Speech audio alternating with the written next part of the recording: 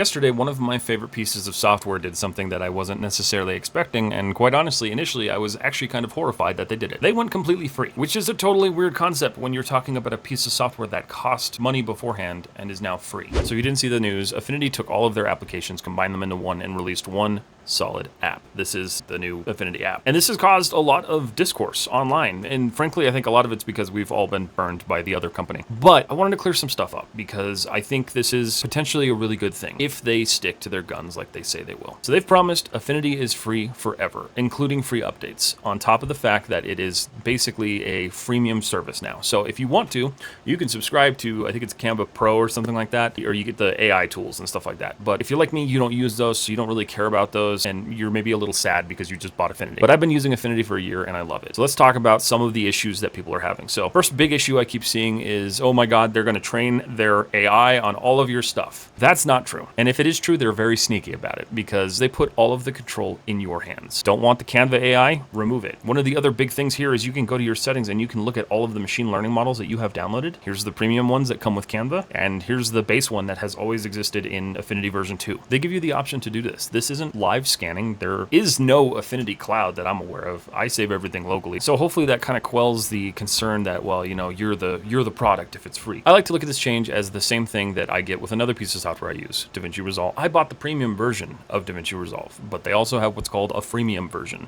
It's basically a bunch of DaVinci Resolve's tools. You can do anything you need, but if you need that extra studio workflow, you can go do it. They're doing the same thing here. They're just giving you access to Canva's AI tools. And again, if you don't care about that, you don't care about that. The big concern is how long will this last? And that's my concern too, because I do love Affinity. Thankfully, I still have a license of the old one just in case I do have to go back, but I hope forever. I hope this continues, and I hope that it doesn't end up changing to a subscription or some sort of weird ad-supported thing. We don't know, but I can say from the year that I have been working in Affinity, I have seen a company that actually cares about their software, that cares about their users, and cares about creators. And so until the day that they prove me wrong, I'm going to continue shilling this, and I wanted to make this video because I think there's a lot of hate surrounding that, and there doesn't need to be. Of course, we can't predict what they're going to do in the future, but for now, we can accept it, see how it goes, and if this does end up being a situation where they screw people over, like, that's going to be bad on them. But the reality is that you do have options all over the place. This is just another option, and it's actually a very good option. So hopefully you give it a try. This video is not sponsored. I'm not sponsored by Affinity. I just love their software. And let me know, will you be making the change?